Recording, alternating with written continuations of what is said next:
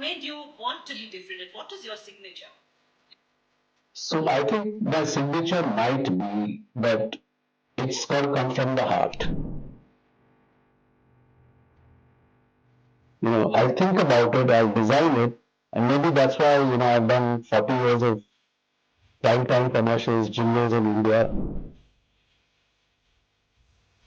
That's because I can design it, but if it doesn't touch your heart, it's not going to last.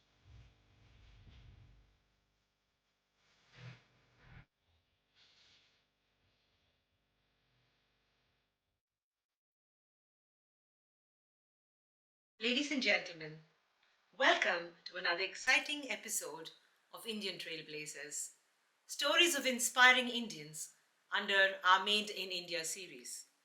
Today we are thrilled to spotlight a musical visionary whose career has left an indelible mark on the Indian industry, especially the music industry, seamlessly blending cultures, genres, and generations. He is a singer, composer, and music producer whose creativity knows no bounds. A true pioneer who introduced Indian audiences to the vibrant world of indie pop, fusion, and global music collaborations. Prepare to meet the man behind India's most iconic jingles, chart topping indie top hits, and groundbreaking musical ventures that have shaped the very fabric of Indian music landscapes. From the ad jingle Doodh Doodh, Piyo Glassful, and Mango Fruity Fresh and Juicy, to the classical albums like Pal and the unforgettable melodies of the Colonial Cousins. His music is a part of the soundtrack of our lives. We are honored to introduce Leslie Lewis, the creative force who, along with Hariharanji, brought us the genre defining Colonial Cousins, winning the prestigious MTV Asia Viewers' Choice Award and the Billboard Viewers' Choice Awards. As the architect of India's first ever Coke Studio season, Leslie continues to shape the industry with innovation, passion, and a relentless pursuit of artistic excellence. His journey from playing a guitar at the Mumbai Cafe's Royal to become a household name is a testament to his drive, resilience, and creative brilliance. Beyond his music, Leslie's work reflects a deep connection to his roots, a reverence for the classics, and an unwavering desire to push the boundaries of the sounds. But today, we go much, much beyond that music. Who was the man behind the melodies? How did his early influences from the Beatles to his father, Sri P.L. Raj, shape his artistry? What does he think about creativity, society, and the evolving landscape of Indian music? From his formative years to the global stage, this episode promises to delve into the mind and the heart of a true Indian trailblazer. So, without much ado, let's give a warm welcome to the one and only limited edition human being, Leslie Lewis. Hello, Leslie. How does it feel to be with Meenamma today? Hi, Meenamma, you're looking rocking, and feels great to be with you. I mean, you're another rock star like me, so we all have fun together. Yes, Leslie. Leslie, I've waited for this day, in fact, and today we had some technical problems, but still you stood like the rock of Gibraltar next to me. I'm so proud of you, Les, because I deserve to tell the story of a man who's not known for the right reasons. You are known for many things, but there are so many avatars of Leslie, who is my dear friend, that the world doesn't know about. Let's take it from the beginning. From being the son of a celebrated choreographer, Sri P.L. Raj, growing up in creativity, a charged environment, what was your earliest memories of music and performance in your life? And how did it shape you to what you are today, Les? So my dad was always very musical. He played tabla, and he was very fond of electronic. What synthesizers, what they call now, when they just started coming out. And my mom is also an avid, kitchen singer, loves to sing while she's cooking, kind of thing. So I was already exposed to that, and then because my dad has been one of the pioneers in Indian film choreography, I would go with him as a young kid, to R.D. Burton's house or Lakshmikant Pyarelal or Kalyanji Anandji, and I'd be the fly on the wall. So I got exposed to that. And then, my that was very Bollywood, Indian classical, folk, all that kind of stuff. And then my godparents, they introduced me to much more of the Broadway and the American music scene and stuff like that. And then I went to school in Mount Abu, the boarding school, and that's where I got introduced to rock and blues and Jimi Hendrix and Eric Clapton and the Eagles and the Beatles, and so it just and then it's never stopped. I know we see Jimi Hendrix influence in your life. For all of us who grew up with the Mardi Gras culture, we all often remember those beautiful days and the effect that the Beatles, that generation is. We can never go back to it. But we were grateful that a person called Leslie Lewis is taking forward music that is on a similar lines. Leslie, a lot of water has flown under the bridge called Leslie Lewis. But what are the personal values or philosophies that you personally, apart from your music philosophy, your life philosophy, how did what was the guidance you had? Was it a spiritual connection with music, or was it that Les had this desperate, need to show his link to the world and a stage? What was it that made you stand on the stage for the first time and perform like that? I think it's just an inner thing that you want to perform, and the spiritual part, I think it was always there. I mean, in school, when I was in the eighth standard, I composed a song which was saying this world is full of sin and hate, and no one seems to care about his neighbor. Life is just a misery, but it will turn over sooner. Do your neighbor any good and see what good you get back in return. And after you've experienced it, only then you get to live. So it's standard. And then I'm writing Krishna years later. Come back as Jesus. So it's so something has been spiritually connected with me right from my early days. But the thing to get on stage and do my thing, when I wanted to do it, everybody said, you got such great songs. Can we sing your song? And it became a thing for me. So Leslie Lewis, the artist, got left behind. And I became Leslie Lewis, the composer, the producer, that kind of guy. But the singer performer was completely left behind. And now I said I've done music for everybody. And I've done no music for Leslie Lewis, the artist. So that's where I started. My first album was the White Album. I got a number one on radio. Air Check. There's a certificate called Air Check, and it says from week this to week that top 20 songs across all radio stations in India. Your song, Tere Bina Love, enters at number one. This is a new one, a This is new the new song, yeah, new song. And behind me, I've got everybody, Universal, Sony, PC, all the other artists are behind, and this is entered at number one. And 2 weeks later, I get another message saying your song from, Tere Bina Love from week so so retains its position at number one. So I must be blessed, no? You have seen it all. Over so many generations of music. You were, in fact, the pioneer of indie pop. I remember at a time when, the Lata Mangeshkar and the classical Mohammed Rafis were playing, there was sudden this rock, apart from R.D. Burman and maybe Bappi Lahari, the touch of, Remo or you would bring a breath of fresh air to all of us. You're a pioneer, bringing, contemporary sounds to the landscape. What drove you to step away from traditional music? Because you're an amazing composer. You could have done well even in that, but you chose to be different. What made you want to be different, and what is your signature? So I think my signature might be that it's got to come from the heart. I'll think about it, I'll design it, and maybe that's why, I've done 40 years of prime time commercials, jingles in India. That's because I can design it, but if it doesn't touch your heart, it's not going to last. So if you listen to a Pari Hu Main, or a Yaro Dosti, or a Pal, or a Krishna, if it doesn't touch your heart, even with a band of boys, you have Gori, a song like Gori, it's going to make you feel great. Though they are young poppy kids, but what a beautiful rendition from them. So if the song is not good, so for me, it's always been about the song. And I've always felt that If there is no song, there is no singer. Because the singer needs a song. And either the singer sings somebody else's songs, which they have done, whether it's Frank Sinatra or whoever, or Kishore Kumar or Lataji, whatever, they've sung somebody else's songs. They've never sung their own songs. At least 90% of the time they've sung somebody else's song. And that's why they become legends. Why?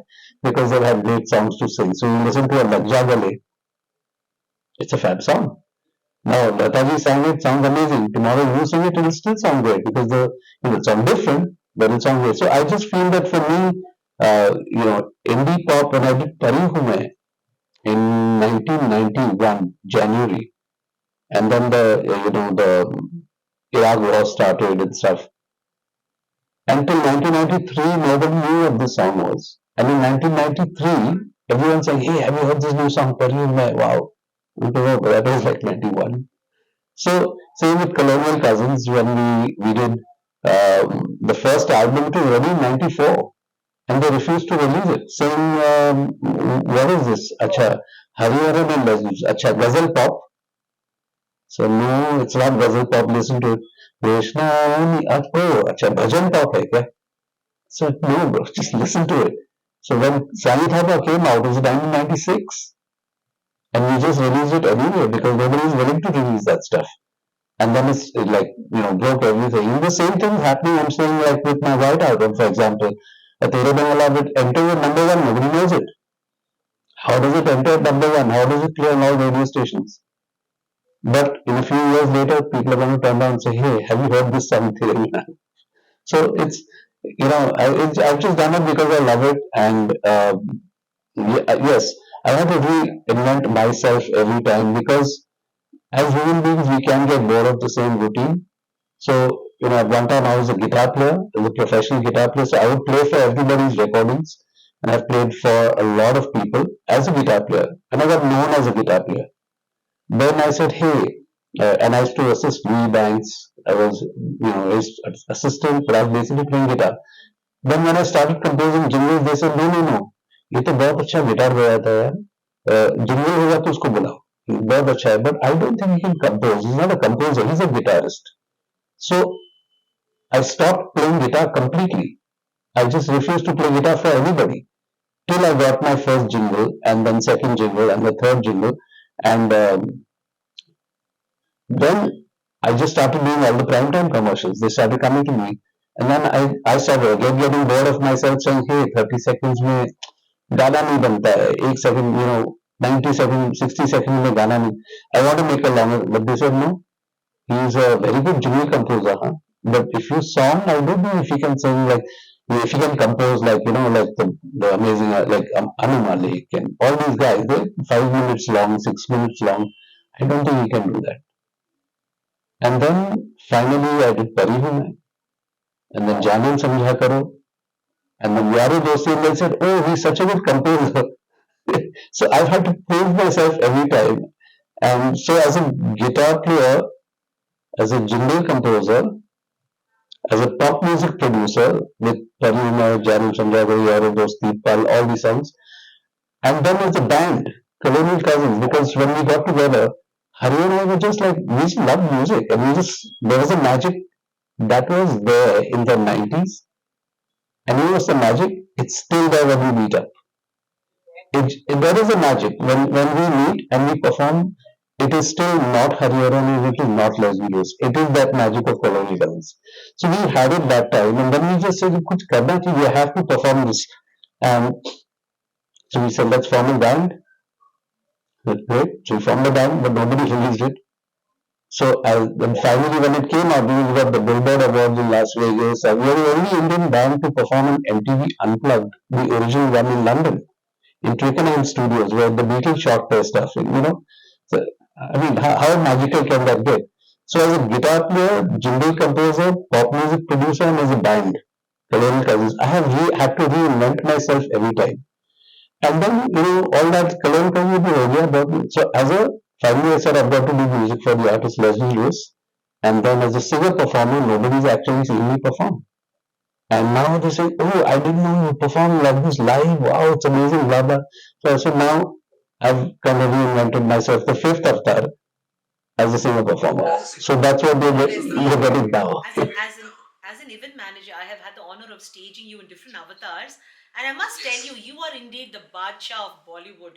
For those who have not savored, or tasted this flavor, it's not just the colonial cousin, it's not just the jazzy guy. He is an amazing energy on stage. In fact, my New Year night and my IT night, you rocked. We paid you for a 1 hour show, and people didn't want you to get off for 2 hours, and you had enough repertoire, and you went into the audience, and you're a rock star even today. I mean, you're relevant. Your shelf life never stops to exist. So the White Album will only reiterate the fact that this is a man who comes with a solid base of music, but you are indeed the performer you were born to be. But tell me, everybody, whenever I say Leslie, they say Colonial Cousins, they say Hari. How did Les and Hari become the cousins? This is a story I want to know. So Hariharan has sung a lot of my jingles, Tamil, Malayalam, Telugu, whatever this, or Hindi sometimes. But so he would be the singer for many of my jingles. And in the same way, he came one day to do it was jingle for Hero, and Hero had some bike, electric bike, and he came to sing, and the script had not arrived. So we sat around and we waiting, script आया नहीं तो and the script would arrive from Delhi on the phone. So we were waiting. So I picked up a guitar and I started playing. And Hari just came next to me and then just started improvising. So I said, "Oh, that's cool. Sounds great. He's doing some Indian classical and I'm doing some, playing something on the guitar." So it got a little more kind of jugalbandi. So I said, "Okay, you want to sing? Okay, let's try move to blues." And he shifted his style. Like most Indian classical singers, especially them, would not change the rag, would not change the scale. They'd stay in the same rag. He shifted it, and he's still with me. I said, okay, fine. I moved to country and western, and he started singing with that. And I said, move to rock, and we had such a blast. And suddenly we realized that everybody in the studio had left what they were doing, and they were all sitting on the ground. This was the first real unplugged which performance that nobody knew what it was. And then suddenly the phone, no trying, script has arrived. It just crashed everything. So we said, hey, listen, why don't we form a band and why don't we do something? And so from then onwards, we become soulmates. And musically, he's so close. He's like my brother. He's a lovely human being. If you get to know Hariharan, he's one of the loveliest guys in the world to know. And I'm fortunate that he's like a brother to me, and he's always been there. He's always supported me. We taught each other the different things. We lived together for three months recording an album, and that's a life. And that's how Colonial Cousins formed. Very true, very true. Now, listen, there's another story which is not often spoken about. Many of us know that, you're the one hand that held singers like Sunita Rao, KK, many other singers. But, the Studio story, people often think of other countries when they think of the Coke Studio story. So tell us about how you started Coke Studio for India and how it has taken a different dimension today. And there's a really backstory to this because I have a friend of mine in Pune, Sukusha, lovely guy, fabulous guy, great friend, and he just loved my music. So at that time, Coke Studio in Pakistan had kind of picked up, and more people in the business world, and this was in Pune. In the business world, everybody was talking about, hey, have you heard Coke Studio? So this guy would go and tell all his friends, actually Leslie has done that. I said, Suku, are you nuts? Don't go around saying this to all these mega business people that I have done this, but I haven't. It's great music and I love it too. You will end up doing it, don't worry. He said this 3, 4 times. I kept on telling him, Suku, don't say it. It was, and I don't know, when Coke Studio happened in India, MTV and, Red Chilies who were producing it and Coke all approached me to do Coke Studio and I said, Suku, It's actually happened. I'm actually doing Coke Studio now, and you've been saying this all the while. We just doing it for fun, but it turned out that The they universe heard you. finally, I'm the guy who's done Coke Studio now, finally. Yeah. So that's the like a really funny back end to this. But yes, I absolutely enjoyed doing Coke Studio. I think it's the only Coke Studio that has been done live, start to finish.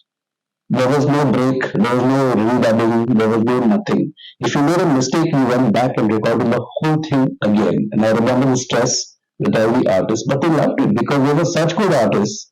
They want to perform, and in that performance, you can the entire Coke Studio one. The average length of a song is 7 to 12 minutes, and everybody's watching it. Every song, 7 minutes, 8 minutes, 10 minutes, 12 minutes, and people have watched the whole thing. Why? Because it's one take right from the beginning, absolutely live. And I think that's why it became a platinum seller for Sony Music as an audio CD. And so that's how Coke Studio happened. And everybody who was on it, I think we were in a magical musical bubble. Amazing, amazing. You've successfully transitioned from different genres, from jingles to indie pop to to Bollywood and even Broadway. I don't know how many of you know about Disney's Beauty and the Beast. Tell us that experience. I mean, especially for our global audience, did you know there was a connection between this wonderful man and Beauty and the Beast? Yeah, I mean, Disney, when they decided to do their first musical in India, they approached me if I would do Beauty and the Beast for them. And I said, yeah, sure, I'd love to because I love, Broadway. I love uh, the whole feel. And, it's a different music from what's happening in India. So because of that, Disney was really nice to me. They said, yeah, we really want you to do the best that you can do. And, sure, there were budgets and all that, there were budgets and everything. But can we like make it happen like beyond what's going on? And I said, yeah, sure. So I went to LA and over there I recorded the entire musical just on keyboards, just on synthesizers and keyboards to get a mock-up of what it's going to sound like. Then I came back and I sat with the director and he said, yeah, this part is a bit too long. Can we reduce this? Can we do that? Yes, we did all that. And then I went to Prague and I recorded with the City of Prague Philharmonic Orchestra the entire score. It's a magical mystery. As a musician, as an artist, you feel you're blessed. You feel you're blessed to have people like this who entrust this, stuff on you and say, we trust you, and we know you're going to do something great. And then finally, on the first screening, they actually flew Alan Menken down, the composer of the original composer. And first thing he told me is really sounds great. This, he never expected that it would sound good because somewhere he thought India, it won't be up to the mark of USA or whatever. Somewhere he was excited. He said, this sounds fantastic. You've done such a good job. I said, okay, I'm blessed. Amazing. Leslie, tell me, you are Dr. Leslie Lewis today. Well, What doctorate you hold? I don't have my stethoscope, but I just have my necklace. No, but tell us about how you got your PhD, your doctorate, and how what was the feeling? You're It's amazing because when they honorably give you a doctorate. I mean, why would they want to give you a doctorate in music? And then you look back and you say, yeah, okay, I see it. But I never ever aimed for that. I never ever tried to be a doctor, Leslie Lewis or whatever. Okay, today it's a formal, uh, accreditation to me, and it feels fantastic that you know American University has given it to you, and the National Institute of Research in India has given it to you. Education and research. Um, you don't think about these things. You just feel blessed. You feel honored, and then you want to do more music, like you've always done. And because if the passion dies, then you also die with it. As an artist, you can still be the big star, but as an artist, you will die if the passion dies. So for me, it's always been about the music. Um, you know, like I said, these five avatars are about reigniting the passion because it's getting boring to just be playing guitar for everybody, jingles or songs, and then let's do jingles and keep myself excited and then do songs and somehow get to do those. And once I get to do them, I'm so excited doing Parihuna and John and Chandra going, yes, let's form a band and nobody wants to release your music. You know, they didn't release our music for 2 years. Colonial Cousins. There was a because I was sitting in the office of Malta Sound and Atul Chudamani was there, and those days it was fax, and they had sent it to Warner Brothers, and right in front of me the fax came out, and he read it, Atul read it, and then just passed it to me on the table. And you know what it said? Colonial Cousins, amazing album, fabulously produced, but what is it? And they didn't release it. So we hung around. So every time you're excited and then it falls and then it explodes with the Krishna and explodes with Sadhudaka. So as long as you're excited and you're passionate, I think that's the magic uh, all of us artists have. The singers, the musicians, the painters. If you're excited, you're going to stay on. Otherwise, you're going to hang on to your past laurels. Very true. Les, you've actually resurrected yourself in different avatars. So you know what, every avatar you've done well, but very recently you sang for the President of India. So that's a big honor, to have the president, the the president of a country, looking at you and listening to you. How was that experience, and what did you sing? So it was really magical for me because uh, they asked me, can I sing Krishna? And there was no hurry, it was just me. No guitar, no nothing, and the whole choir behind me, and Surendra and Shaumaji were the guys behind it. I don't know, they trusted me. They just figured that yeah, he'll be able to do this on his own, and they let me do it. And I'm singing in front of the President of India. I'm singing in front of about 100 of the top most spiritual people in the world who have all gathered there. And it's a lack of people audience, and you're saying, wow, you know. So I thank them for asking me to come, but for me that was like a magical moment, and it will always remain. Because how many times do you get to sing for the President of India? Wonderful. And it was beautiful. I listened to it. Absolutely brilliant. It took us to a different level of spirituality. Here is Your a. voice is going. Can Your you voice is going. can you hear me now? Yeah. Yeah. It took us to a different level of spirituality. Here is an Anglo-Indian boy singing about Krishna. It touches you as an Indian that their world is so small, religions don't matter when music starts playing. Les, when you sit down to create something, be it a song or an album or even a jingle, do you view it as a reflection of your personal experiences, or it's more about tapping into what the audience wants to hear? Is it what they're wanting to listen to or what you have to give?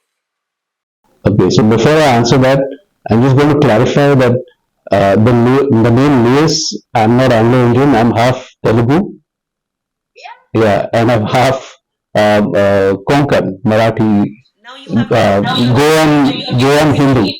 That's my mom, and my dad is Telugu. So that's where I'm coming from. Lewis is a name that came to my dad's side somewhere. I guess they got converted. So that's the Anglo side of me. But like I said, I'm not from this state. That's why I'm a very proud Indian. I just want to be Indian. I don't want to be north, south, east, west. We're all India. So for me, it's all great. So even if I'm Anglo-Indian, I'm fine.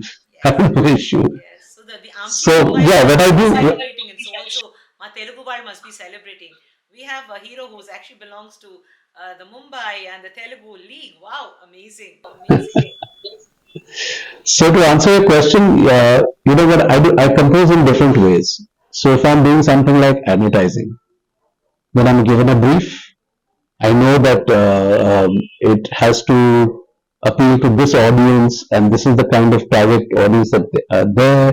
What's the kind of music I need to do, and what does the client need out of this track? Now this, okay, so now that is when I do a commercial or stuff like that. So whether it's a mango fruity or do the thumbs up or whatever. It's all based on those things.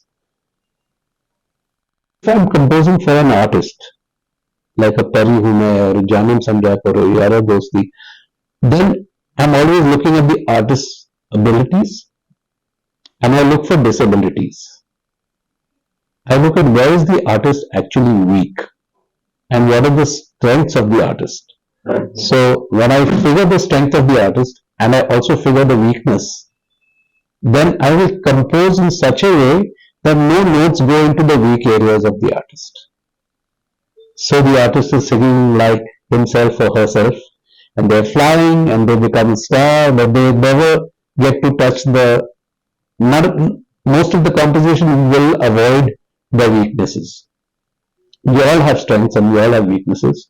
I'm saying if you want to be a star and you want to be yourself, just use the good side of you. But to do that, you need a song that can show the good side of you.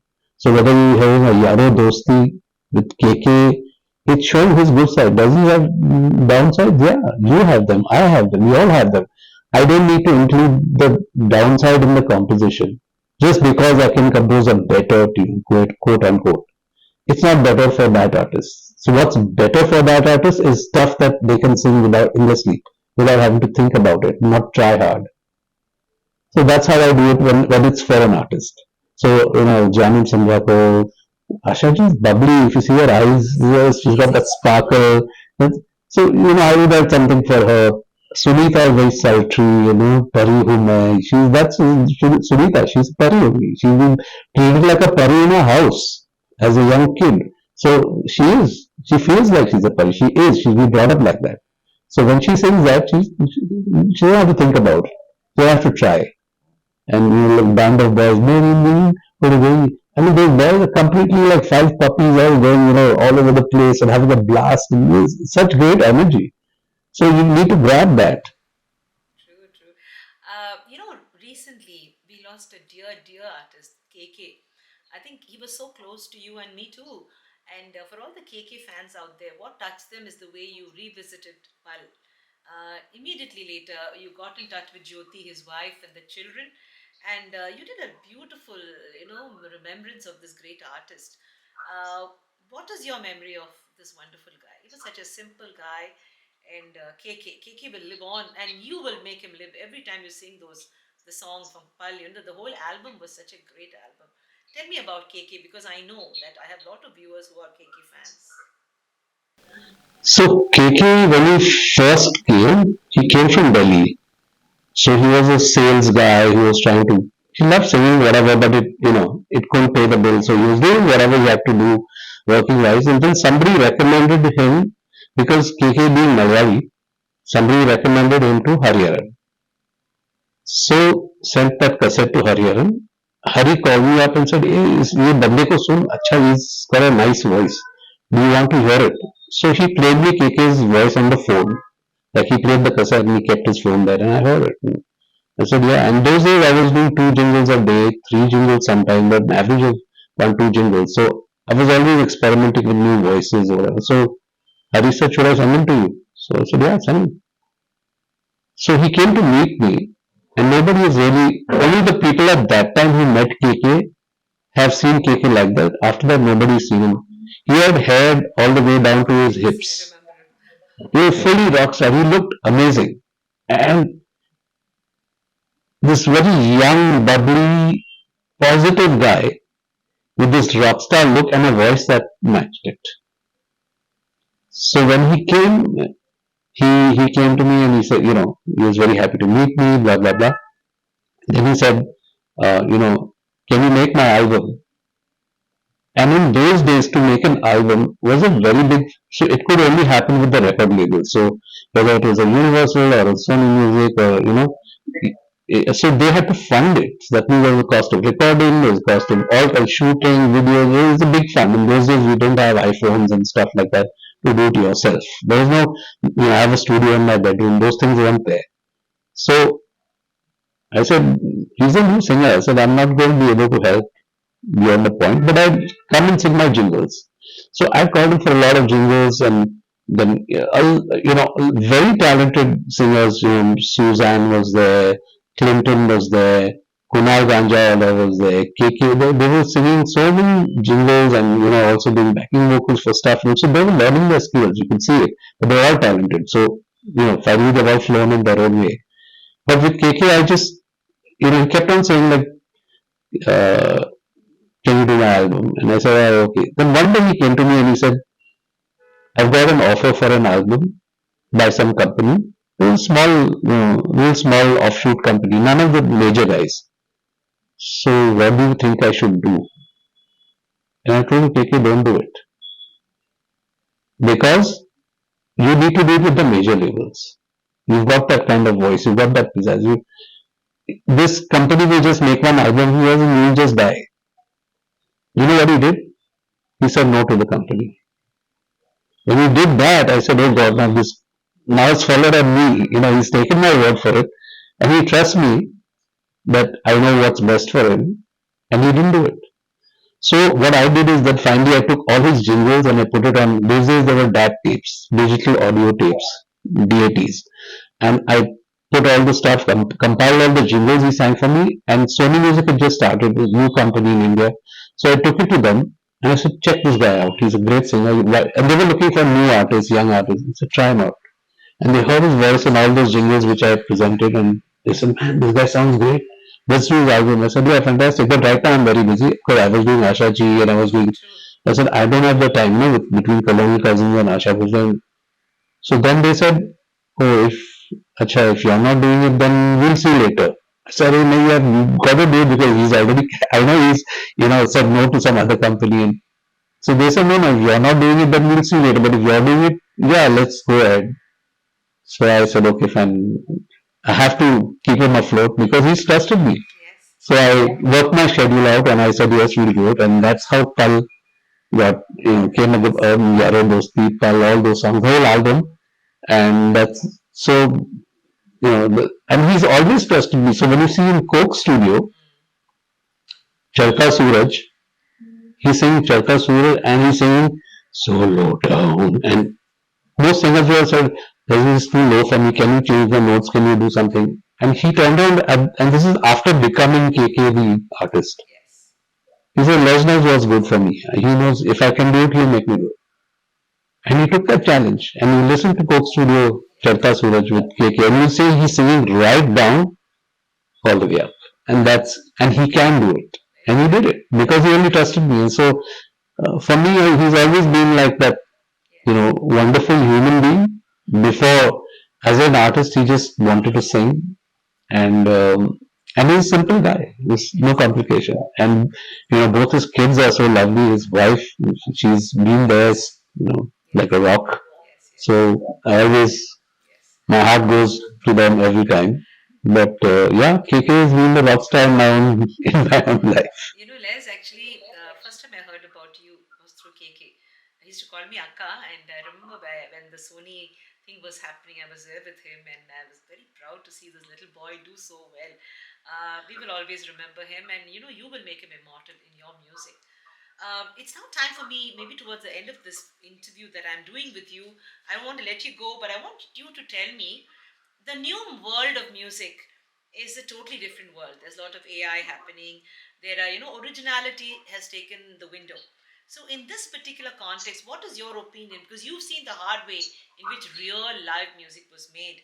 Today, it might be the easy route, but there are many people who think it's okay. I can overlap my voice and become the star. What is your opinion about the future of the Indian music industry and global music industry come with the dawn of IT and the AI experience? See, the Indian music industry always kind of follows the global music industry. So America has been 10, 20 years ahead of India in their recording process, in their songwriting process, in the kind of music, whatever. India, of course, as far as classical and folk and ghazals and light music, has got its own Indian zone. But besides that, if you really look at it, when we were in school, if you had algebra, you would calculate with your hand. Correct. But at some point, they allowed you to use your calculator, and because the guy couldn't calculate, but he had a calculator, so he could calculate, and he passed. And he says, oh, but he doesn't know how to calculate. So it was a tool that was used to kind of get you through and say, okay, this is a usable tool. In the same way, if you see them using auto-tune today to correct the pitch of the, yeah, I mean, you should be able to sing in pitch, but if there is a tool that's helping you do that, okay, do it. What's your end result?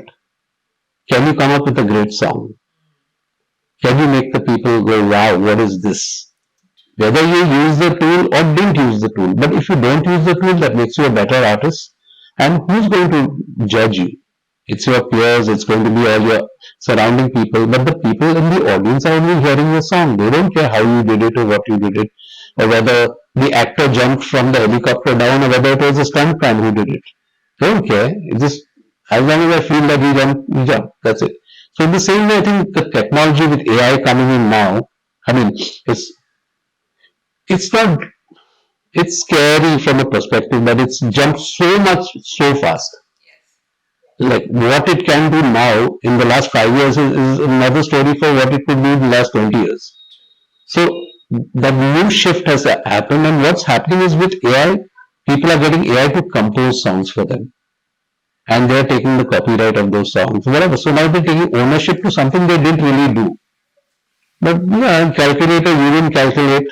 The calculator did it. You said that's my answer. So in the same way, it's going to happen. You're going to have to. The more you fight it, the more it's going to fight back at you. So you should flow So with I it. feel like today I'm using all the technology in the world.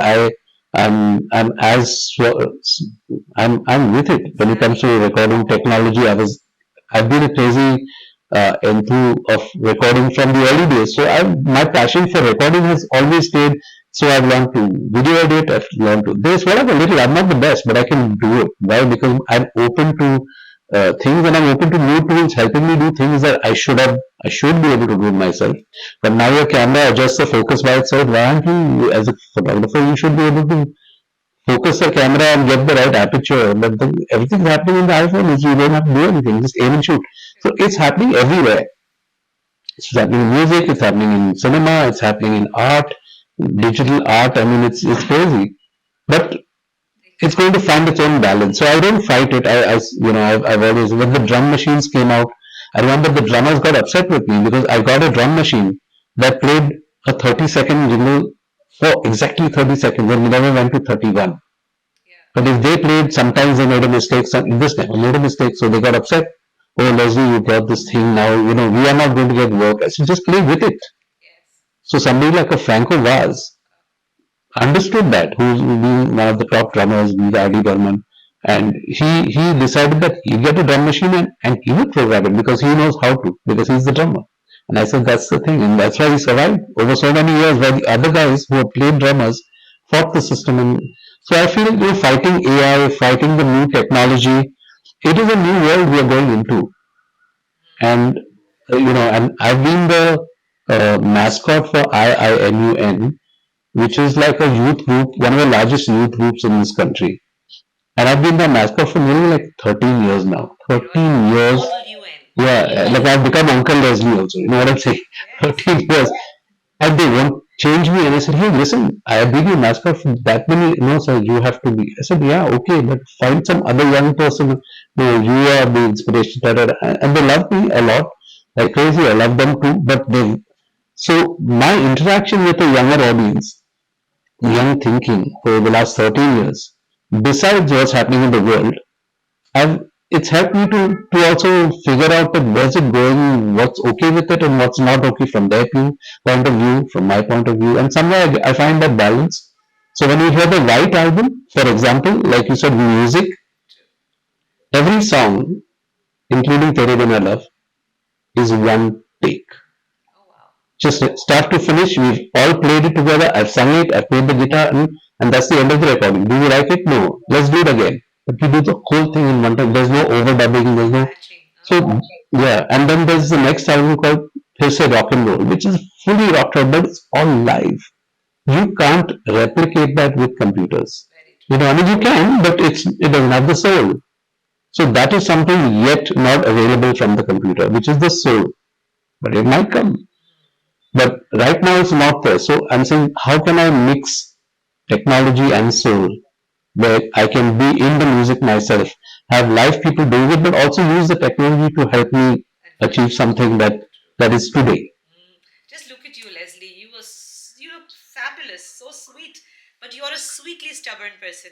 You refuse to grow up. You refuse to I don't want change. to. Over the I last, don't want to. 4 decades, that beautiful, little hair appendage to your head makes you look. You're still the cool musician. But how difficult is Leslie to handle at home? Tell us about your wife and the story at home and the family. I mean, imagine a father that I have a that wife. doesn't I have change. two kids. I have a wife. I have two kids. They grew up, I think, in a very cool environment because both the parents are not very pushy, not about get your marks and this and that. Oh, okay, do what you do, but try and do it right. And they all went to international schools.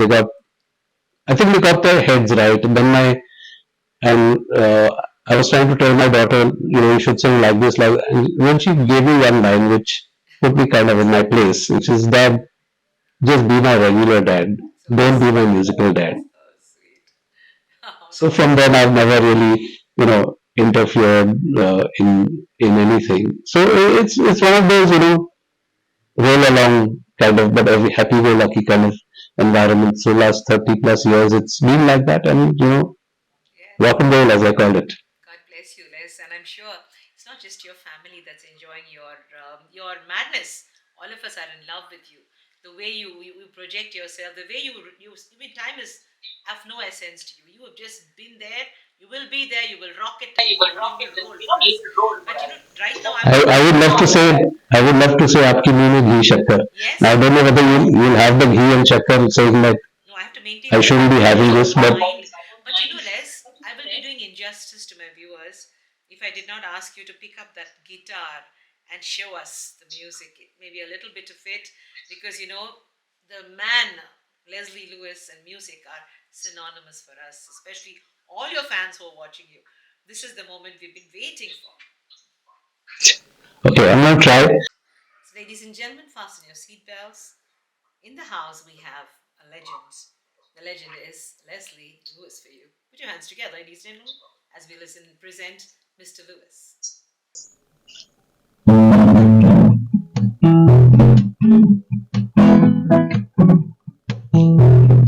तेरे बिना लोग तो नहीं थे तेरे बिना लोग मर से तुझको मेरा दिल चाहे तो मैं क्या करूं तेरे बिना लोग तो नहीं थे तेरे बिना लोग मर से तुझको मेरा दिल चाहे तो मैं क्या करूं अब दिल तो लेके तू चली भूल तुझे हम गई तेरे बिना लोग कैसी है ये जिंदगी तेरे लिए सारा दिन ज़मीन आसमां मेरी जो तेरे बिना लोग चलने से तेरे बिना लोग आ रहे से तुझको मेरा कोई चाहे मैं क्या करूं अब दिल तो लेके तू चली उन्हें तुझे हम गई तेरे बिना लोग कैसी है ये जिंदगी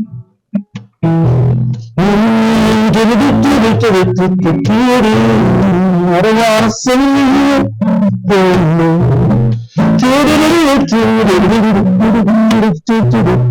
I don't wanna do anything. No, I better be a little bit मेरी हंसी याद हो बुलाते रहूं तेरे बिना ना रहूं और मेरे बिना तू ना रहे इस सारा ज़मीन आसमां मेरी जो कैसी है जिंदगी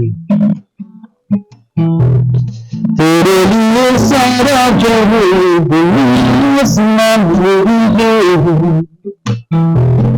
तेरे बिना लो चंगी सा तेरे बिना लो I don't wanna do anything. Oh, love. क्या चीज है I don't wanna sing I don't wanna do anything तेरे बिना लो कैसी है ये जिंदगी Kya baat, Leslie.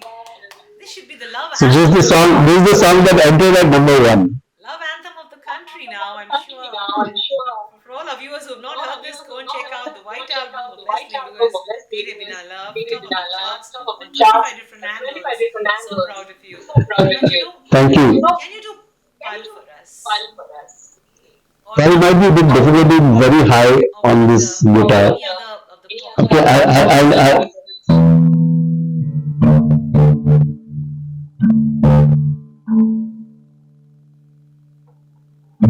let me try this. So this is for all listeners, all your listeners, and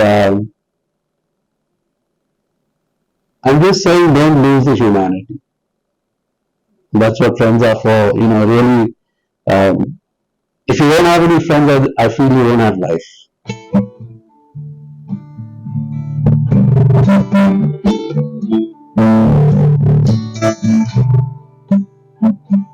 यारों दोस्ती बड़ी हसीन हो तुम क्या फिर ये जिंदगी है कोई तो तेरा हो या बेहोश तेरा हो या कोई तो हो राजदार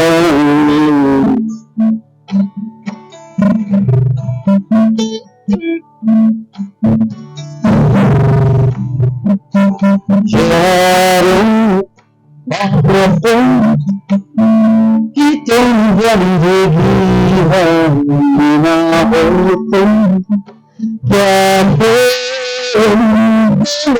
ये जिंदगी है कोई तो हो राजदार बेहोश तेरा हो या कोई तो हो राजदार तेरी हर एक बुराई पे तेरे बोल हम ही होगी सारे बनिए तेरा दोस्त आंखें भी हो तेरी खुशी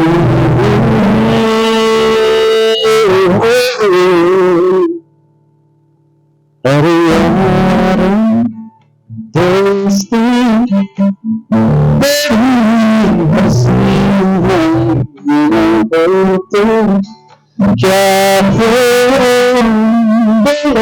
ये जिंदगी है कोई तो इधर हो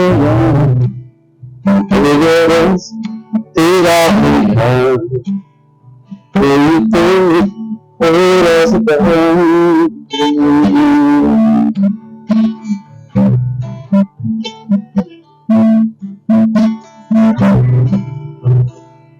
यारों दोस्ती बड़ी हसीन है जीना हो तुम क्या फिर ये जिंदगी है Long And for this, I want to give a big shout out to Mehboob, who wrote these songs. Don't you think it's fantastic? Pal, absolutely, Yaro Dosti. I absolutely. mean, he's such a fab writer, and he's made half the magic. Absolutely. I mean, what a combination. What a combination. All three of you, KK, you and Mehmoobji. I mean, amazing. You've actually left a legacy on the sands of time.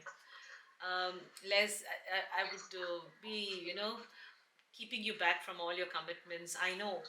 that apart from the White Album and all the lovely music that you're churning out for the next few years to come, we are in for a treat. And for Meenamma, I've always held you very close to my heart because it's not just the musician. I know you as a human being. I still remember the show that we did for Sparsh, and it's for terminally ill children. And you requested during the Colonial Cousins show, you told Harry to pick up one of the ladies who was dying and sing for her. And both of you went on your knees and you with your guitar. And I will never forget that moment because that lady died just 24 hours later. But she died with a smile on her lips. So I thank you, Leslie Lewis, for what you are, for what you've done for us, and what you will be doing in the future. We will be keeping a watch on you. And remember, music is the food of life. Play on, my dear friend, play on. Thank you so much for being with us. Thank you, and so lovely being with you on this fantastic show. How did you feel today? Would you like your viewers to subscribe to me, to this wonderful lady? Yes, I should think that if anybody sensible, they should subscribe to your channel. And I think they're going to, just besides me, they're going to experience a lot of other people from different walks of life. And I think it's fantastic to see you there all the time. Thank you so much. Proud of you, proud Indian, and today I will say Jai Hind.